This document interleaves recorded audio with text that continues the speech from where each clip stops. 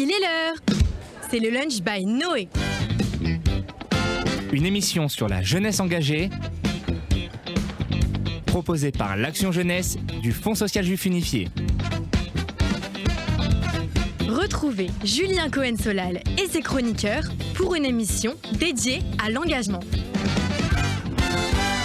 Bonjour à tous, vous êtes sur RCJ et nous avons une émission spéciale qui s'annonce aussi forte en émotion, en souvenir et aussi en réflexion sur le courage et l'engagement, puisque aujourd'hui nous allons rendre hommage et je pense qu'on peut le nommer ainsi, à un héros qui a su incarner par son sens du devoir et sa détermination et son amour pour un idéal bien des choses. Donc c'est le sergent-chef de réserve Roni Ganizat, qui est tombé au combat dans le sud du Liban, donc à 36 ans.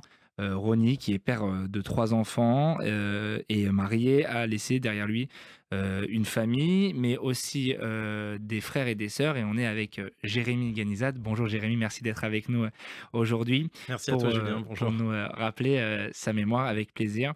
Donc on va raconter avant, alors je vais juste un peu recontextualiser puisque c'est un contexte d'engagement fort et particulier pour l'histoire de Roni, puisqu'il a partagé un message sur les réseaux sociaux quelques jours avant son départ, qui témoigne aussi de sa détermination qui est inébranlable, qui disait « Donc nous avons choisi de venir en Israël et nous ne laisserons personne lui nuire et nous continuerons à nous battre ». C'était des mots forts qui étaient aussi qui est porteur d'un idéal. On se posait la question en off, comment aujourd'hui en France on part en Israël et on fait ce choix-là qui est fort.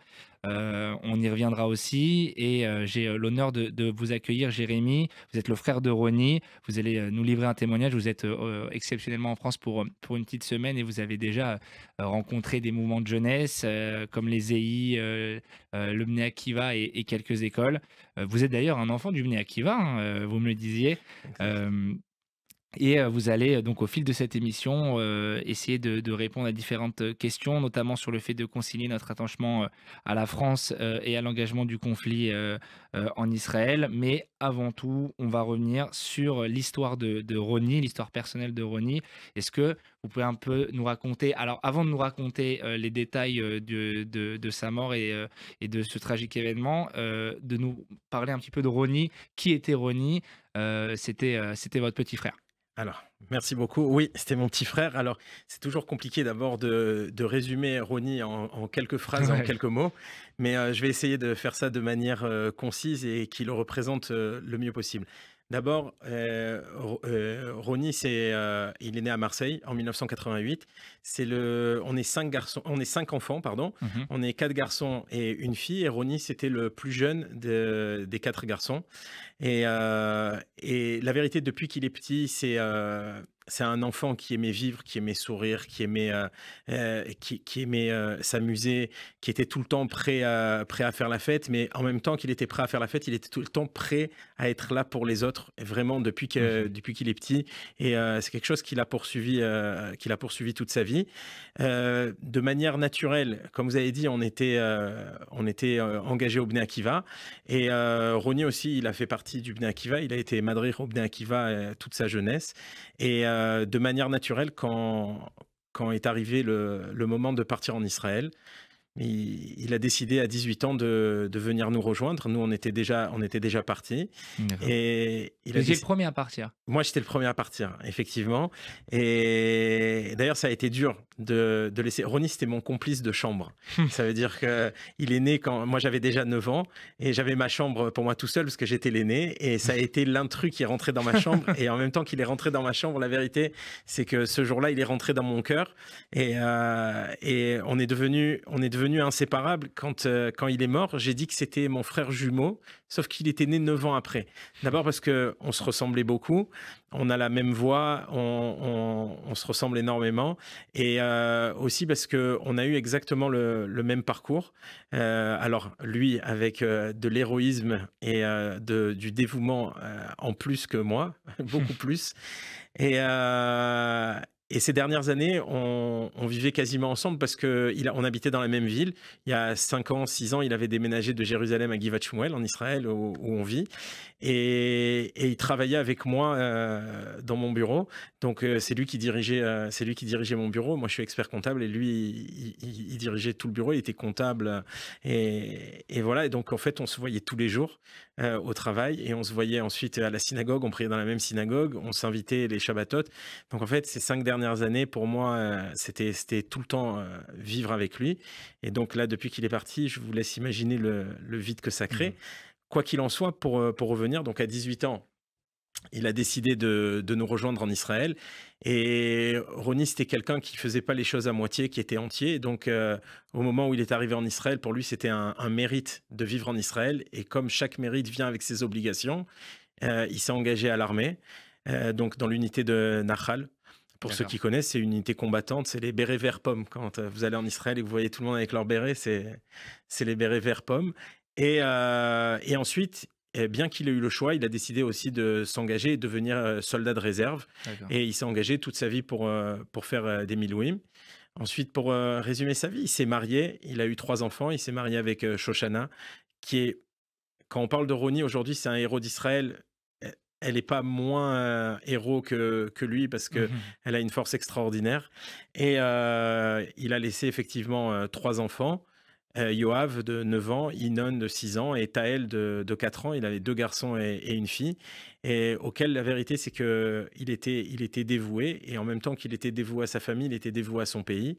Et donc voilà, il a continué sa vie jusqu'au 7 octobre où il s'est engagé comme énormément d'hommes en Israël pour cette guerre qui a été déclarée par le Hamas. Vous nous avez parlé de Ronnie en tant que frère. On va aussi en parler en tant que soldat. Donc vous allez nous raconter aussi comment s'est déroulé ce jour-là. Donc on est dans le sud du Liban. Je vous laisse nous raconter. Alors le jour en lui-même, d'abord il faut savoir que Ronnie il a été appelé le 7 octobre et depuis le 7 octobre, il a fait 243 jours ou 246 jours de réserve. Ça veut dire qu'il n'a quasiment pas été chez lui de toute l'année, ce qui est énorme. C'est l'unité au moment où il est tombé, c'était l'unité qui avait fait le plus de milouim, de jours de réserve de toute l'armée. Et donc, ils ont été appelés au dernier moment. Ça veut dire que quand il est sorti, il a fini sa 3e période de milouim vers le mois de juin. Il ne devait pas re-rentrer. Il devait repartir à l'armée en janvier 2025. Et fin septembre, donc le 29 septembre, si mes souvenirs sont bons, je reçois un appel et il me dit « Écoute, j'ai besoin de mon matériel militaire. » C'est moi qui l'avais dans ma voiture parce que moi, j'avais fini une période de réserve et il me l'avait prêté. Et il me dit « Voilà, on repart tout de suite. » Et je lui ai dit « Mais quoi, vous rentrez dans le Liban ?» Et il m'a dit « Écoute, je ne peux pas t'en parler au téléphone, mais j'ai besoin de mon matériel tout de suite. » 2 minutes après, moi je vois dans les médias que l'armée a décidé de rentrer dans le Liban et rappelle 2 unités. Il était dans l'unité qui s'appelle Elon, c'est l'unité 50-30. Et donc j'ai compris qu'il rentrait. Je lui ai ramené son matériel. C'est la dernière fois qu'on s'est vu. On s'est embrassé. Je lui ai dit de faire attention à lui. Et je lui ai dit aussi qu'il n'était pas obligé d'aller, qu'il avait déjà fait 226 jours. Et il m'a répondu cette phrase que je trouve extraordinaire jusqu'à aujourd'hui. Et je sais que c'est un des engagements que vous avez pris sur vous au niveau du mouvement séminaire. Le séminaire, voilà, dont on parlait juste en off avant l'émission. Ça veut dire ce séminaire de répondre présent quand on a besoin de soi. Il m'a répondu, si moi j'y vais pas, qui c'est qui ira? En fait, vous faites référence au séminaire Inéni dont on a parlé en off, qui est un séminaire important. Et en fait, vous avez tilté justement sur Inéni. Parce qu'on dit, je regarde, je dis oui, qu'est-ce qu'il y a? Il dit non, parce qu'Inéni, qui veut dire me voici, qui veut dire voilà, je suis là. Il dit ça, c'était l'engagement de Ronnie. C'était exactement son engagement. Ça veut dire qu'à tous les moments, quand on avait besoin de lui, et peu importe dans quel contexte, il répondait présent. Et donc, ce jour-là, c'est ce qu'il m'a dit, alors qu'il avait déjà fait beaucoup de jours de réserve. Il a dit non, si on a besoin de moi, je serai là. Et tous les endroits où on aura besoin de moi, je serai présent. Et d'ailleurs, aujourd'hui, dans les sniffim, dans les locaux des mouvements de jeunesse du Bnei Akiva en Israël, il y a cette phrase qui est marquée dans énormément dans énormément de villes, justement pour en son souvenir. Et donc, vous me demandiez comment ça s'est passé. Ils sont rentrés, une période très stressante, c'était juste avant Rosh Hashanah. Ils ont eu une période de préparation et au lendemain de Rosh Hashanah, ils ont commencé l'incursion dans le Liban. Et évidemment, ça faisait 20 ans qu'Israël quasiment n'était pas rentré dans le Liban, donc autant vous dire que c'est très dangereux. Et au début, ça s'est très bien passé. Ils avaient pour mission de rendre plus sûre la frontière pour que les gens du Nord qui avaient été évacués au lendemain du 7 octobre puissent retourner chez eux de manière sûre. Et donc, ils ont trouvé énormément d'armes, énormément de tunnels. Ils ont nettoyé énormément de maisons. Et ensuite, on leur a donné une nouvelle mission d'avancer encore dans ce village. C'était un village ennemi. Et ils ont eu une information comme quoi ils avaient des terroristes devant eux, donc ils se sont arrêtés.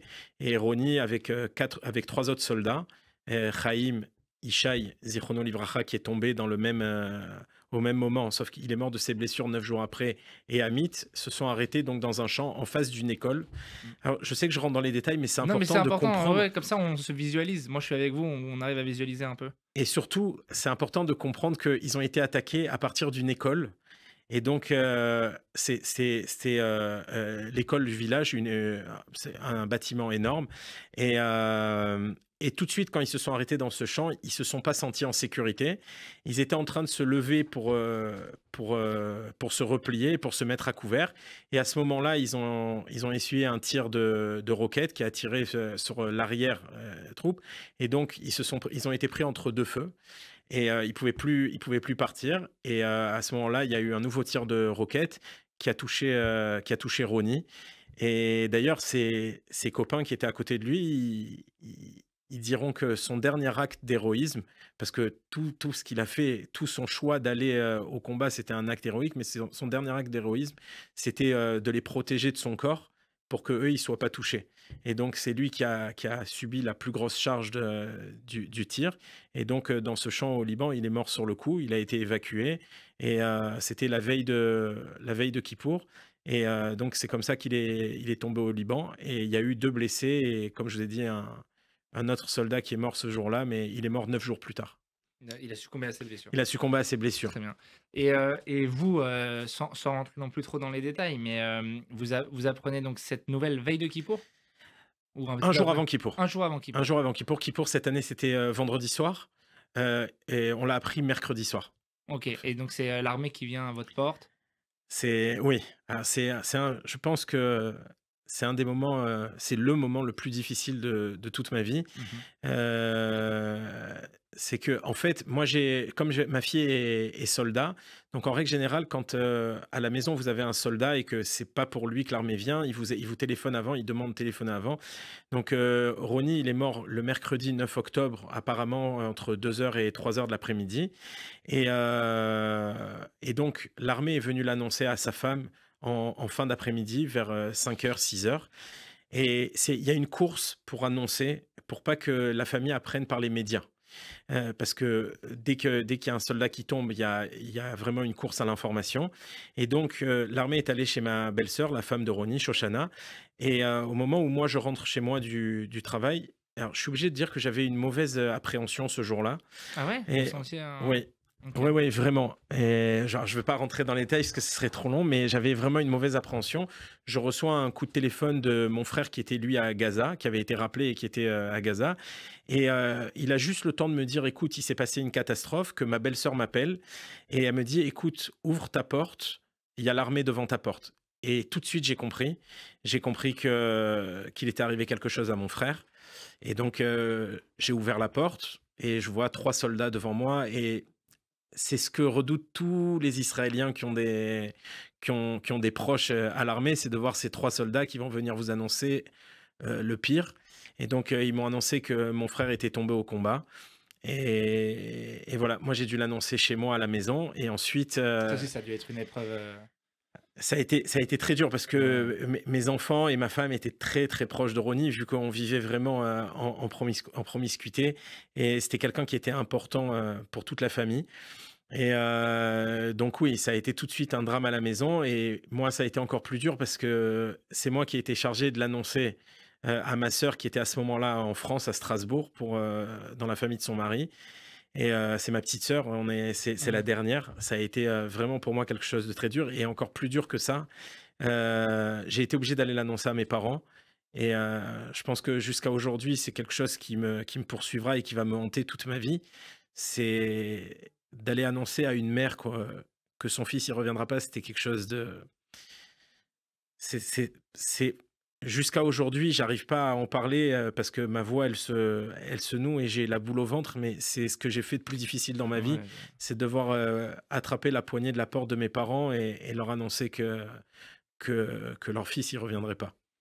Je pense que c'est inimaginable pour nous enfin, cette situation, elle peut être que vécue et vous arrivez à nous décrire et on partage votre émotion et la force et le courage que vous avez eu pour aller justement pour aller au bout de cet événement et justement en parlant de force et de courage, vous êtes ici là devant nous à RCJ en France et qu'est-ce qui vous a poussé à témoigner publiquement de l'histoire de votre frère? Quel message vous voulez transmettre justement en prenant la parole face aux caméras, face aux médias ou en rencontrant des jeunes de mouvement de jeunesse? Alors, il y a plusieurs choses. D'abord, il y a un côté peut-être, on pourra penser que c'est un peu égoïste, c'est que malheureusement, depuis le 7 octobre, Israël a subi énormément de pertes. Il y a 1200 personnes qui sont mortes le 7 octobre. Et depuis le début de la guerre, il y a quasiment 900 soldats. Voilà, aujourd'hui, on a 891 exactement. 891, ouais, c'est pour ça que j'ai dit j'ai arrêté les chiffres. Et nous, on nous a annoncé que Roni, c'était le 731e soldat qui était tombé. Et la vérité, c'est qu'on vient des mouvements de jeunesse et qu'on a enseigné à beaucoup, que ce soit moi, que ce soit mes frères et Roni aussi en particulier. On a enseigné à beaucoup de groupes, à beaucoup qui sont venus en Israël et quand on était dans les mouvements de jeunesse. Et moi, j'ai toujours été frappé quand on enseigne la Shoah, par ce chiffre 6 millions et que sur les 6 millions, on ne soit pas capable de citer plus de 3 ou 4 noms quand on a un groupe de 50 personnes. Et en fait, quand on m'a annoncé que mon frère, c'était le 731e soldat qui était tombé, je voulais pas que ça reste un chiffre. Et donc, je voulais que son histoire, elle soit connue. Et en plus de ça, ces soldats-là, tous ces soldats, ils participent à l'histoire d'Israël. Oui. Ça veut dire qu'ils participent à mettre tous les juifs du monde entier en sécurité, qu'on soit aux États-Unis, en France, en Italie, en Allemagne et en Israël. Aujourd'hui, le peuple juif vit grâce à ces soldats. Et je pense que c'est de notre devoir de connaître l'histoire de ces soldats, leur bravoure. Et le dernier point, c'est que, et je l'ai découvert après, puisque en fait, quand vous tombez au combat, vous devenez un héros d'Israël. Mais plus qu'un héros d'Israël, on parle de vous comme ce qu'on appelle des Harugé Malchut. C'est des gens qui sont dans des sphères au niveau de la Torah impressionnantes qu'on ne peut même pas atteindre. Et moi, j'ai voulu comprendre comment mon petit frère, parce que pour moi, je le voyais comme mon petit frère, celui avec qui on faisait les 400 coups quand on était petit, comment lui, il est arrivé à avoir cette neshama, cette âme extraordinaire, comment ça pouvait devenir une source d'inspiration pour tout. Et en fait, en retraçant sa vie, je me suis aperçu qu'il avait une force extraordinaire, un courage, une résilience, et que moi, j'avais l'impression que moi, en tant que grand frère, j'étais sa source d'inspiration. Et en fait, je m'aperçois que il était beaucoup plus grand que nous parce que lui, c'est une source d'inspiration, mais il a tout fait en silence. Et c'est ça que j'aimerais transmettre aujourd'hui. C'est sa force, son courage et son inspiration parce que je pense que son histoire, elle gagne à être connue. D'abord, vous avez parlé de la phrase qu'il a écrite sur son post Facebook par rapport à Israël. C'est son amour incroyable pour Israël, son amour incroyable pour le peuple. Il faut comprendre, c'est que chaque soldat, il laisse sa maison, il laisse sa femme, ses 3 enfants. Ouais. Et chaque soldat, bien qu'on ait l'impression qu'ils n'aient pas le choix, ils ont tout le temps le choix. Ça veut dire que jusqu'au dernier moment, Roni, il a eu le choix de rentrer dans le Liban ou de ne pas rentrer et personne ne lui en aurait voulu après tout ce qu'il avait déjà fait. Et pourtant, il s'est sacrifié pour quelque chose qui était plus grand que lui, plus grand que son intérêt personnel. Et c'est une source d'inspiration incroyable. C'est une source de manigout, comme on dit en hébreu. C'est une source de... Je ne sais pas exactement comment on traduire ce mot-là, mais de leadership. C'est une source de leadership impressionnant de savoir que notre vie à nous et notre sacrifice, il peut tout changer. Et c'était ça, Roni. Donc c'est pour ça que aujourd'hui, pour moi, c'est important d'en parler. On va sûrement diffuser cette émission aussi lors de Yom HaZikaron. Cette année, je pense qu'il aura un goût particulier pour votre famille. Et ça va être aussi une épreuve. Je pense que vous y êtes préparé, ou je pense qu'on s'y prépare peut-être pas vraiment. D'abord, oui. Yom HaZikaron, c'est toujours compliqué en Israël, mais c'est sûr que pour nous, cette année, ça sera encore plus dur. Il y a en hébreu, aujourd'hui, on fait partie, et c'est bizarre en fait d'en parler comme ça, mais il y a ce qu'on appelle Mishpachat Ashrol. Alors, je ne sais pas exactement comment on traduit, mais c'est la famille des endeuillés. Ça veut dire D'accord. qu'en Israël, les familles qui ont perdu un proche au combat, ils rentrent dans ce cercle très fermé Mm. de la famille des endeuillés. Et en fait, chaque année, moi je suis en Israël depuis 27 ans, donc j'ai passé 27 Yom HaZikaron en Israël. Et chaque année, on est de tout cœur avec eux. Et intérieurement, on prie pour ne jamais être à leur place.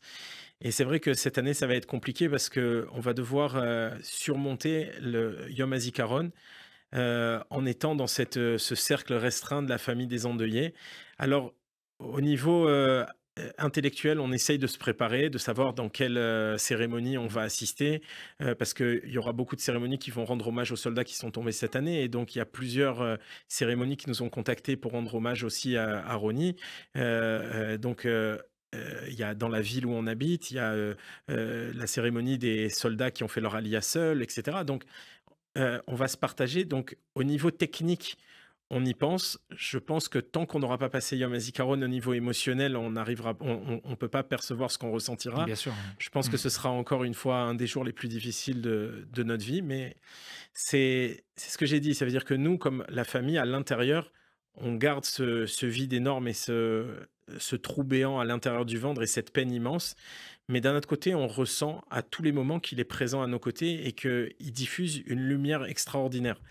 Et donc, moi, pour ma part, je vais essayer de m'accrocher à cette lumière-là pour pas rester dans l'obscurité.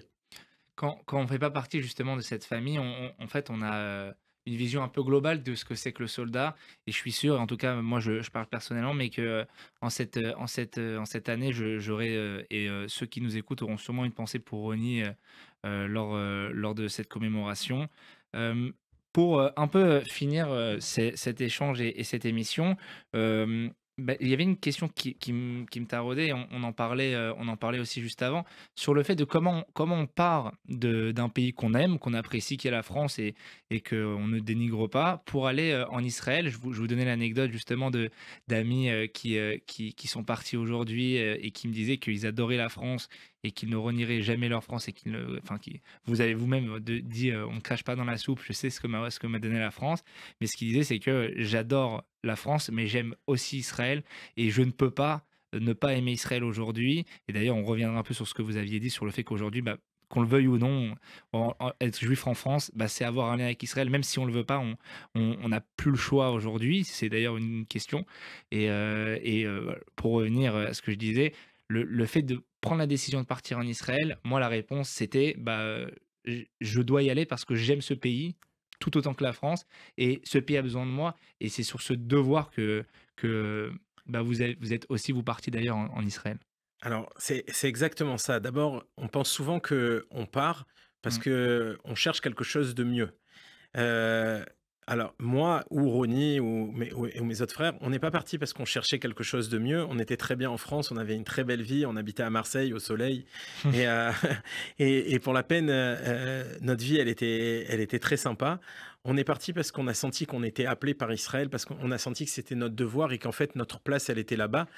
Et on voulait vivre quelque chose de plus grand. Très rapidement dans notre vie, et moi en tant qu'aîné, c'est ce que j'ai ressenti, c'est qu'on faisait partie, en dehors du fait on faisait partie d'une famille et d'une communauté, on faisait partie de quelque chose, d'un projet qui était beaucoup plus grand et beaucoup plus grand Mhm. que nous, qui était le peuple juif, le peuple d'Israël et Israël. Et donc, très rapidement, pour moi, c'était évident que je voulais me rattacher à ce projet. Donc en Mm. fait, c'est la grandeur du projet et la grandeur d'Israël qui nous a appelés, et pas du tout le fait qu'on n'était pas bien en France. Donc moi aujourd'hui, je vais dire honnêtement, je reviens vient assez souvent en France. On vient 2-3 fois par an en France, soit pour travailler, soit pour le plaisir. Et on a toujours plaisir à être là. Il y a une très belle vie en France. Et encore une fois, je trouve que l'engagement envers Israël est plus grand quand on aime la France et en disant j'aime la France, mais je veux vivre en Israël. Ça veut dire que c'est un choix qui est totalement assumé. On aime vivre en Israël, on veut vivre en Israël, et ça n'empêche pas que la France soit un très beau pays. Et donc, ça, c'est le premier point. Après, le deuxième point par rapport aux Juifs de France, comme je vous ai dit, je pense qu'on fait tous partie d'un projet qui est plus grand que nous, et c'est pour ça que Ronnie est parti quand il savait qu'au-delà de sa famille et de ses enfants, il y avait quelque chose qui était plus grand que lui. C'était, en l'occurrence, sa mission là, c'était de ramener les familles du Nord pour qu'ils puissent vivre en sécurité dans leur maison. Donc, quelque chose qui est abstrait pour lui, mais qui était plus grand que lui. Et donc, c'est pour ça qu'il a accepté de partir au combat et de se sacrifier. De la même manière, je pense qu'aujourd'hui, qu'on le veuille ou non, on fait tous partie du peuple juif, on fait tous partie d'Israël, qu'on vive en France, aux États-Unis, en Italie ou en Israël. Et même si nous, de temps en temps, on ne veut pas se le rappeler, le monde autour de nous le rappelle, puisque le monde extérieur nous rappelle assez souvent, même quand on vit en France, que on fait partie, on a un lien avec Israël. Et donc, c'est vous qui le disiez, mais vous aviez raison, et je vous rejoignais là-dessus sur le fait que même quelqu'un qui n'est pas forcément sioniste, s'il est juif aujourd'hui en France, il a une étiquette, quoi. Et ben voilà. Donc, quitte à ce que, puisque le monde nous le rappelle, alors moi je pense qu'il faut être conscient du projet, et peu importe qu'on vive en Israël ou en France. En étant conscient du projet, il faut faire partie de ce tout et partie de ce grand peuple, ce peuple extraordinaire pour lequel Ronnie s'est sacrifié. Et je pense que s'il y a quelque chose qu'il faut retenir de ça, c'est qu'on doit répondre tout le temps présent où qu'on soit, et pour le peuple en France, et pour la communauté, et pour Israël, chacun à son niveau. Eh bien, écoutez, je vous remercie encore une nouvelle fois pour votre venue et de faire vivre et continuer à faire vivre Ronnie à travers vos paroles, à travers vos témoignages. Je me suis un peu senti avec vous et on arrive à visualiser Ronnie et à voir quel homme extraordinaire c'était. Et on renouvelle évidemment nos condoléances et on pensera et on continuera à penser à Ronnie, que ça soit ici à RCJ, mais également dans tous les autres mouvements de jeunesse et évidemment ce jour de Yom HaZikaron qui sera particulier pour tous les Juifs de France, de diaspora et d'Israël, puisque cette année, on a perdu beaucoup de frères et sœurs. Merci beaucoup, Jérémy. Merci beaucoup, Julien. Merci beaucoup de m'avoir permis de parler de Ronnie et de perpétuer sa mémoire. Et voilà, j'espère qu'on connaîtra de meilleurs jours en France et en Israël, si Dieu veut. Et nous sommes de retour sur cette émission spéciale Yom HaZikaron. On vient de recevoir Jérémy Ganizat qui nous a beaucoup ému avec son témoignage et on va revenir sur ce que c'est Yom HaZikaron, cette journée spéciale, cette journée du souvenir. Yom HaZikaron, c'est une journée de recueillement national qui est dédiée à la mémoire des soldats tombés pour la défense d'Israël et des victimes du terrorisme. Et je ne vais pas aller plus loin dans mon explication puisque je suis avec Emma, notre jeune volontaire en service civique, qui a fait une petite chronique justement sur ce qu'est Yom HaZikaron. Et je te laisse nous raconter un petit peu l'histoire de ce jour spécial. Ok, alors Yom HaZikaron en hébreu, ça veut dire le jour du souvenir. C'est une journée nationale de deuil en Israël consacrée à la mémoire des soldats tombés au combat et des victimes d'attentats. C'est pas un jour comme un autre, c'est un moment où tout un pays s'arrête. Et pour le coup, littéralement, tout le pays s'arrête. Quand la sirène retentit, les voitures s'immobilisent, les gens se figent, et pendant 2 minutes, plus un bruit, juste le silence. Et ce silence, il est lourd. Mais il est aussi beau, parce qu'il unit tout un peuple, dans le respect, dans la reconnaissance, dans la douleur aussi. Ce silence, il dit « On ne vous oublie pas, et on ne vous oubliera pas ». Yom HaZikaron, c'est un rappel que la liberté a un prix, qu'elle ne va pas de soi, que derrière les mots comme paix ou protection, il y a des visages, des noms, des vies. Même plus loin, même quand on n'est pas directement touché, on peut prendre un moment, s'arrêter, se souvenir. Parce que le souvenir, c'est aussi une manière d'aimer, une manière d'honorer, une manière d'être présente, une manière qui bouleverse. Et au fond, c'est ça l'essentiel. Ne jamais devenir insensible, garder en nous cette capacité à être touché, à ressentir, à remercier, pour qu'à Yom HaZikaron, on se rappelle qu'avant que ce soit une date, c'est d'abord une leçon d'humanité. Une leçon d'humanité qui nous rappelle que nous, de nous faire grandir, qui nous rappelle ce qu'on veut dire vraiment, ce que veut dire vraiment d'avoir un cœur. Très bien. Ça vous touche aussi particulièrement. Et je suis en plateau aussi avec Noémie, qui est Shlicha de l'Agence juive. Alors, je vais quand même revenir un peu sur ce que vous avez dit, Emma, oui. Sur ce jour qui a été institué en 1963. Ça précède toujours Yom Ha'atzmaut, qui est la fête du jour de l'indépendance. Pourquoi ? Parce qu'en fait, ça souligne aussi ce lien indissociable entre le sacrifice et la liberté.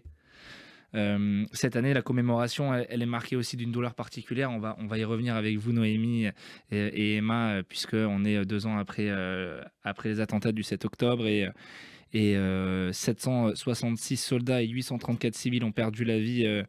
Et ça porte le nombre exactement de morts depuis 1860 à 25 040 exactement. Et effectivement, à 20h, comme vous l'avez dit, Emma, une sirène retentira dans tout le pays et vous l'avez très bien dit, le pays va se figer.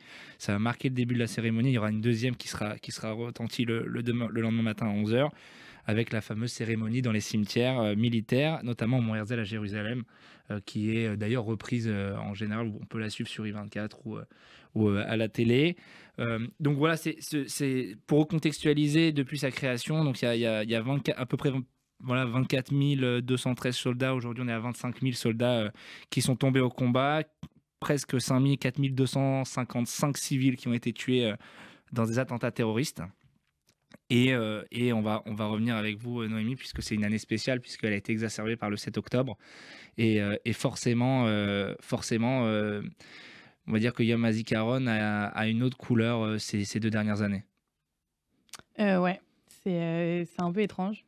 En plus, cette année, d'être en France. Et pas en Israël pour Yom HaZikaron, donc c'est une saveur particulière, c'est différent d'habitude.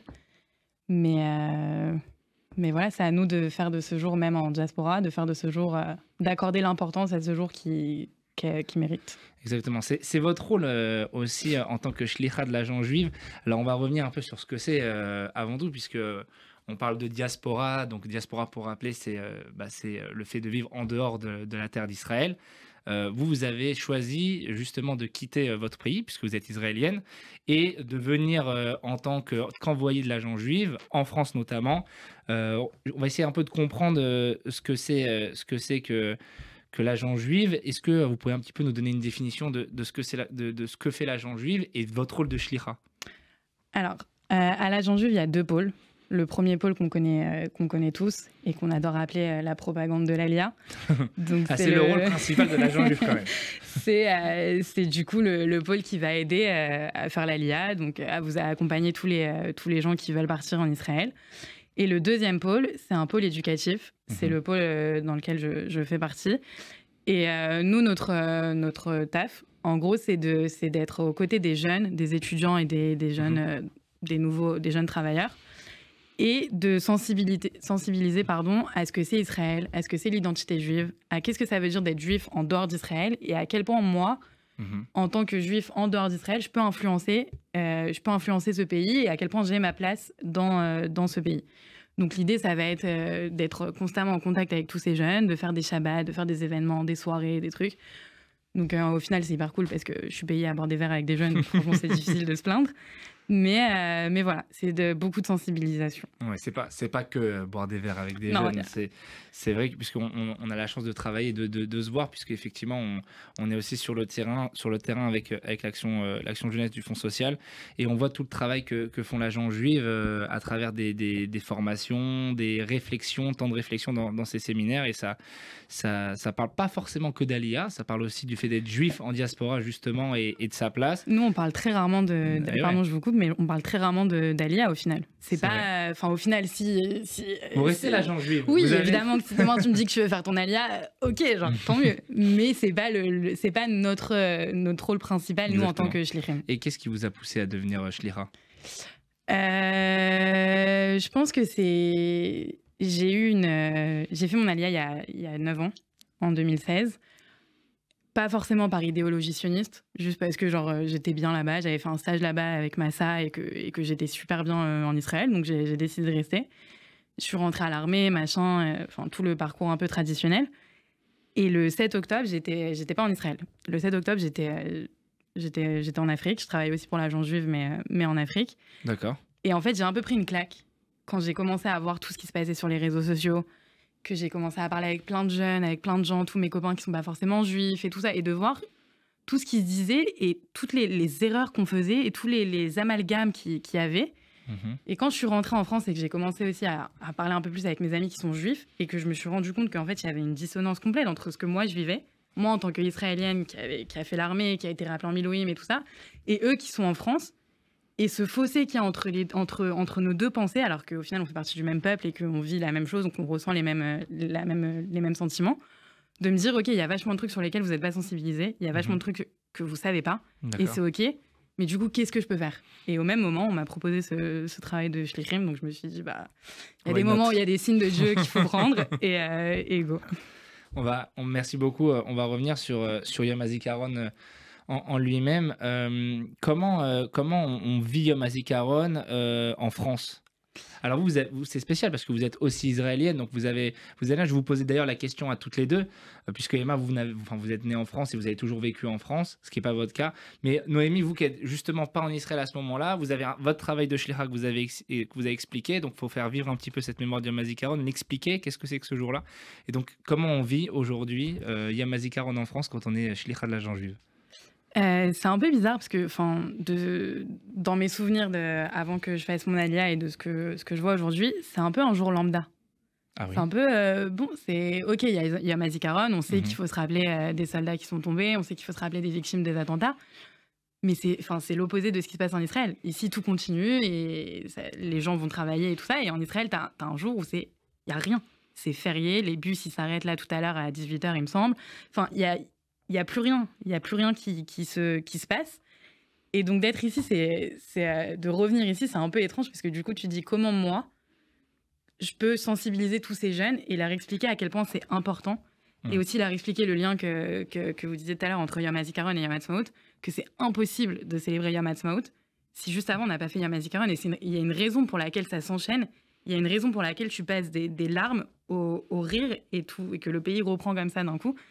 Donc, il y a un vrai fossé. Et c'est là notre travail de réussir à leur expliquer l'importance de ce jour et qu'au final, on n'aurait nulle part où aller si on n'avait pas eu ce Yom HaZikaron, s'il n'y avait pas eu tous ces soldats qui étaient tombés. Très bien. Et vous, Emma, comment on vit? Est-ce que... alors, vous faites aussi partie d'un mouvement de jeunesse, vous êtes volontaire en service civique ici.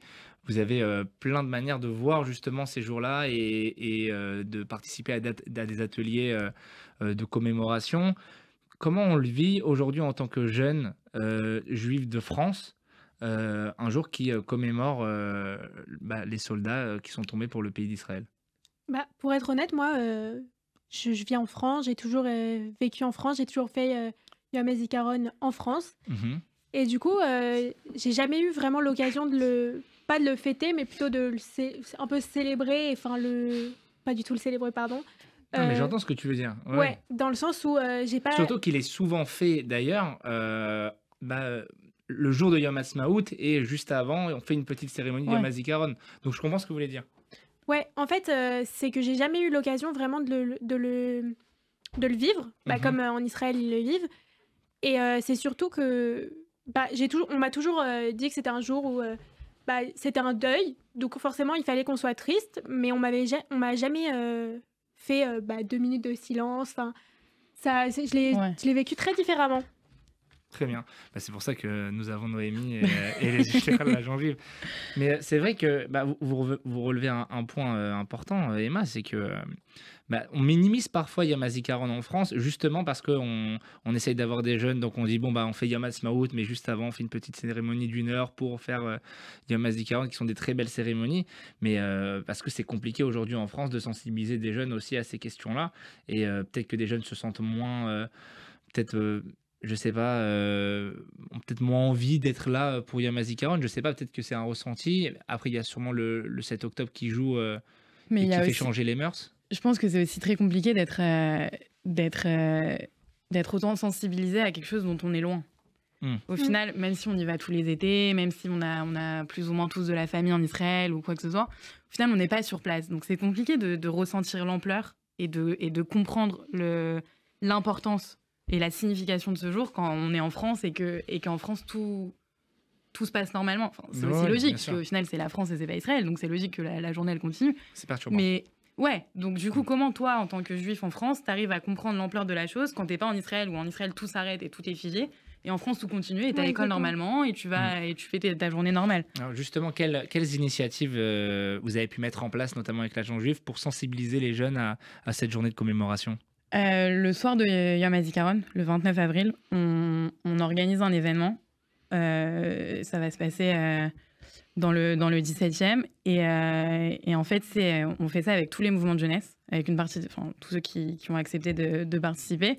Mouvement de jeunesse et organisme étudiant. Et chacun va représenter à travers un atelier une victime du terrorisme ou un soldat qui est tombé. Et l'idée, c'est de sensibiliser un maximum de monde et de fédérer un maximum, de faire qu'il y ait un maximum de jeunes qui viennent pour comprendre l'importance. Donc il y aura en début de soirée, donc il y aura tous les ateliers qui vont être faits. Vous n'avez pas eu de mal à avoir des jeunes, les mouvements de jeunesse ont répondu présents facilement? Ça avait déjà été fait l'année dernière. D'accord. Donc on a eu ceux qui étaient là l'année dernière qui sont revenus cette année parce qu'ils ont. En fait, il y a eu que des bons retours. Il y a eu énormément de bons retours sur ce qui a été fait l'année dernière. Que justement, c'était ok. Genre là, on capte. On capte ce qui se passe, on comprend l'importance du truc. Super. Jusqu'à présent, on n'avait jamais rien eu, donc en fait, c'est compliqué. Et là, ok, on a capté, et oui, c'est important, et oui, il faut absolument qu'on le refasse, et oui, on va faire en sorte qu'il y ait un maximum de jeunes qui viennent. Donc du coup, on a eu cela l'année dernière, on a réussi à fédérer des nouveaux aussi, donc plutôt cool. Et ouais, l'idée, en fait, c'est que la première partie de soirée se passe avec les différents ateliers en commémoration des soldats et des victimes. On va faire les 2 minutes de silence. Et la troisième partie, on va faire un Sharim Vezochim. On chante en leur mémoire. Donc on va chanter plein de chansons en mémoire de tous ceux qui sont tombés et des victimes, avec instruments de musique et tout ça. En fait, ça va être une petite cérémonie entre nous. Enfin, entre nous, on est déjà pas mal d'inscrits. Franchement, grâce à Dieu, on est pas mal d'inscrits pour le moment. Mais voilà, c'est notre façon aussi de faire que les jeunes participent et pas que nous. On leur dise oui, il faut faire Yom HaZikaron, alors venez, on se rappelle d'une minute de silence et bye. Là, ils sont aussi participatifs et je pense que c'est important pour les sensibiliser. Est-ce que vous avez remarqué peut-être qu'il y a une nouvelle perception des jeunes justement envers Israël, notamment post 7 octobre? Je vais expliquer mon propos. On organisait souvent des formations, nous, Action Jeunesse, on parlait de différents sujets d'engagement et il y a 2 ans, Israël était loin d'être au cœur des débats, au cœur des échanges. On voyait Israël comme une terre presque touristique. Et d'ailleurs, ce qui est intéressant, c'est qu'on faisait un exercice, une anecdote qui est intéressante, où on devait choisir des sujets de débat. Et donc, il y avait de l'écologie, du militantisme, etc. Et il y avait la question d'Israël. Et la question d'Israël n'avait pas été choisie par les jeunes lors de cet atelier. Et ils avaient préféré débattre d'autres choses. Et ça, c'était évidemment avant le 7 octobre. Nous, on essayait justement de trouver des formations. On parlait d'ailleurs avec l'agent juif beaucoup sur comment est-ce qu'on peut se rapprocher les jeunes d'Israël. Et puis, il y a eu le 7 octobre et on a eu une vague extraordinaire de résilience et de preuves d'attachement et d'amour envers Israël pour notre jeunesse. Et ça change peut-être la donne. Comment vous l'avez vécu et comment vous percevez justement cette évolution chez les jeunes? On a de plus en plus de jeunes qui nous posent énormément de questions sur Israël. Là encore, juste après, j'ai rendez-vous avec une jeune par rapport à ça. Donc, mais ça fait encore peur. C'est-à-dire les jeunes sont de plus en plus intéressés. Je pense qu'il y a eu il y a eu une vague d'antisémitisme après le 7 octobre qui a touché absolument tous les juifs de France, qu'on soit en école juive ou en école laïque. On nous raconte plein d'histoires. Même quand on fait des formations dans les mouvements de jeunesse, etc., il y en a énormément qui ne sont pas en école juive et qui nous racontent l'antisémitisme qu'ils ont vécu et qui ensuite se posent la question. Donc ce qui a changé, je pense, avant le 7 octobre et après le 7 octobre, c'est qu'aujourd'hui, Israël, c'est une vraie question. Avant, on n'y pensait pas. Comme vous disiez, c'était pour les vacances et on kiffait et voilà. Aujourd'hui, c'est une question de est-ce que mon avenir, il est là-bas ou pas? Donc on a ce truc où il y a de plus en plus de jeunes qui s'intéressent, qui nous posent des questions, mais ça fait peur. Et qu'est-ce que je veux dire par là? C'est que au final, c'est une autre mentalité, Israël. Ça n'a rien à voir avec la mentalité française. Et il y a tout ce truc de mes études. Est-ce que si j'ai commencé mes études, est-ce que je peux les continuer là-bas? Il y a la question de l'armée. Le premier sujet, c'est les études. Le premier sujet, ouais. Ah, ok. On a beaucoup sur les études. Ok. Ouais. Moi, c'est une des premières questions qu'on me pose à chaque fois. Oui, mais mes études, est-ce que j'ai besoin de faire une équivalence? Est-ce que mon diplôme est valable là-bas? Comment je fais si c'est pas possible, etc. Après, l'avantage d'être l'agent juif, c'est que justement, on est le corps principal pour les aliotes, donc on parle aussi avec qui il faut pour faciliter tout ça. Mais genre, au final, c'est une vraie question. Imagine, tu as fait 5 ans d'études et on te dit, ouais, ton diplôme, il n'est pas valable et tu dois tout recommencer. Ça pèse dans la balance au final. Ça peut te déchauffer très facilement. Donc, ouais. On pense plus à l'armée, effectivement, peut-être, qui sont des questions. Est-ce que je dois faire l'armée ou pas? Tu penses à ça quand tu as 18 ans, mais quand tu es un jeune qui a 26 ans, l'armée, c'est peut-être pas forcément. Ça dépend de qui tu es et ton statut en Israël, mais l'armée, c'est plus forcément une question. Donc, forcément, les études. Mais ouais, le truc principal qui a changé, c'est qu'aujourd'hui, c'est une question centrale chez la majorité des jeunes qu'on rencontre. Vous avez des jeunes qui partent faire l'armée et qui reviennent, juste qui viennent aider? Parce qu'on a eu, alors j'ai pas du tout de chiffres, mais on a eu quand même une vague aussi de gens qui sont partis aller aider Israël en France et qui sont restés 1 an et qui sont engagés et qui sont partis presque du jour au lendemain. Avec les programmes Mahal, où Notamment, tu peux t'engager 18 mois. Je n'ai pas de chiffres non plus à vous donner. Moi, personnellement, je n'ai pas rencontré encore de jeunes comme ça. Mais je pense que, oui. Après, il y a aussi beaucoup de Milouim, de gens qui étaient revenus en Israël après leur service et qui ont tout quitté pour aller faire leur réserve leur réserve et revenir juste après. Exactement. Et c'est intéressant parce qu'on a eu le cas, peut-être que vous l'avez eu aussi, et je suis sûr que vous l'avez aussi, de jeunes qui nous ont posé la question j'ai envie d'aider Israël, j'ai besoin, donnez-moi des choses à faire. Ouais. Ça a été un vrai sujet et on avait fait, je sais pas si vous vous souvenez, mais on avait fait le hackathon en octobre l'année dernière pour les 1 an. Alors le hackathon, pour un peu contextualiser, c'est une soirée où justement on demande à des jeunes de réfléchir à des projets futurs, que ce soit des projets d'engagement personnel ou autre, et vous avez créé une soirée, c'était pour quand on dort pas la nuit. Personne ne l'a. Oh là là, la honte. C'était pour la veillée. Oshana Rabbah, très bien. Voilà, c'était pour cette veillée-là. Et en fait, c'était une occasion aussi de travailler sur Israël. Et c'était. Alors, j'ai eu la chance de pouvoir voir ce que c'était. Il y avait des petites idées pas mal du tout. Ce projet-là, il partait de ça. Dites-vous que moi, j'ai commencé ma Shlichut en septembre et on a mis en place cette soirée en octobre. Parce qu'en fait, du moment où on est arrivé, on a tellement eu de jeunes qui nous ont dit ok, super, enchanté, moi je vais aider Israël, qu'est-ce que je fais? Donc on s'est dit ok, on est obligé de mettre un truc en place, on est obligé de faire un événement de ça et de leur donner l'occasion de eux s'exprimer, de voir qu'est-ce qu'ils veulent faire et comment ils veulent aider. Et on a eu des... Nous on a sélectionné un projet, on est en train de bosser avec eux encore aujourd'hui pour le mettre en place.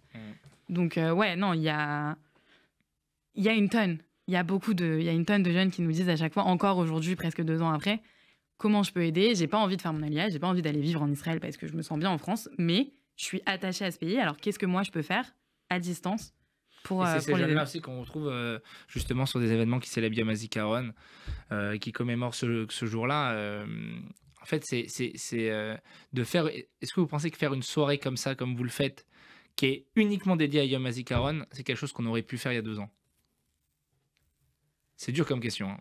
Vous avez 3 minutes 45.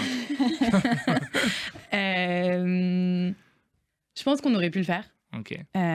Il aurait juste fallu s'y prendre un peu plus à l'avance pour faire comprendre l'importance. Parce qu'encore une fois, comme on disait depuis le début, Yom Ha'atzmaut, ça ne peut pas se passer sans Yom HaZikaron. Et je pense que c'est sur ce point-là qu'il faut travailler et qu'il faut faire comprendre. Et jusqu'avant le 7 octobre, pour nos générations, les guerres, c'était un peu... ou sur les générations en dessous de nous surtout, c'était loin les guerres. Oui. C'était quoi? Ok, il y avait eu l'opération de Tsouketan et tout ça, mais c'était un peu flou. Là, le 7 octobre, c'était hier en fait. Et donc du coup, c'est dans la mémoire de tous. Et là, ils ont compris. Là, je pense que nos générations, on a compris à quel point, ok, Yom HaZikaron, ok, genre, on a le truc. Donc effectivement, c'est plus simple aujourd'hui. Je pense, c'est plus simple aujourd'hui de faire un Yom HaZikaron et de fédérer beaucoup de jeunes et tout ça qu'il y a 2 ans. Mais il y a 2 ans, ça aurait pu se faire avec beaucoup plus de travail, je pense. Très bien. Et on le voit, on voit aussi que nos moments de jeunesse, enfin, ça va au-delà de mettre une bougie en story sur Instagram pour dire Yom HaZikaron ou nous n'oublierons jamais. Il y a des vrais ateliers qui sont faits dans les mouvements de jeunesse pour justement expliquer à ces jeunes-là. Et on commence à avoir des choses qui sont faites pour tous les âges, pour des animateurs, pour des enfants, pour des jeunes adultes, pour des mouvements étudiants. Et l'Agence juive et le Fonds social continueront et continuent à accompagner ces jeunes-là. Je me tourne vers vous, Emma. Emma, vous faites partie aussi d'un mouvement de jeunesse. Est-ce que vous pensez que ça serait pertinent et que il y a des choses qui sont faites pour transmettre justement ça dans les mouvements de jeunesse? Est-ce que vous l'avez vécu? Je sais que vous avez déjà participé à des ateliers de l'Agence juive, à des ateliers du Fonds social. Comment aujourd'hui on arrive à transmettre ça en tant qu'animatrice? Je vous adresse à vous comme en tant qu'animatrice, à vraiment des très jeunes enfants. Je pense qu'il faut surtout leur parler, au-delà de leur parler de la mémoire, il faut leur parler de ces personnes qui se sont sacrifiées ou qui sont mortes à cause du terrorisme, qui se sont sacrifiées pour nous, les Juifs. Ils sont morts au nom de... soit pour nous protéger, soit, en l'occurrence pour les terroristes, ils ne sont pas morts pour une cause, mais à cause. Faut leur expliquer que ces gens-là, ils sont morts pour quelque chose et qu'aujourd'hui, faut commémorer leur mémoire. Et c'est pour ça aussi qu'on a reçu Jérémy en première partie qui nous parlait de son frère. Et oui, effectivement, en fait, c'était au-delà de raconter l'histoire de son frère. C'est comme ça aussi qu'on fait vivre Yom HaZikaron. C'est en racontant des histoires, en humanisant des gens. Et aujourd'hui, on a réussi à voir un peu plus concrètement qui était Ronnie. Je reviens juste sur les mots que vous avez dit, Noémie. Vous avez dit il ne peut pas y avoir de Yom HaAtzmaut sans Yom HaZikaron, et c'est très important de le réaliser, puisque c'est grâce à des sacrifices comme ceux qui ont été faits pour Israël que Yom HaAtzmaut peut être célébré. Cette journée de Yom HaZikaron, qui est une journée évidemment de mémoire et de commémoration, mais c'est aussi une journée d'espoir. C'est un peu ce qui ressort de ce débat. Alors, on va honorer évidemment ceux qui sont tombés, mais c'est aussi une manière de réaffirmer notre engagement en tant que jeunes, ce que vous disiez, Emma, et envers, au final, les valeurs qui ont été défendues, les valeurs de paix, les valeurs de solidarité, les valeurs de liberté. Et c'est tout ça, en fait, Yom HaZikaron. C'est pas juste commémorer des soldats, c'est aussi commémorer tout le symbole qu'ils ont créé, tout le symbole qui est Israël aujourd'hui pour la communauté juive. Merci beaucoup Noémie, merci beaucoup Emma, et on se retrouve très bientôt sur RCJ. À très vite.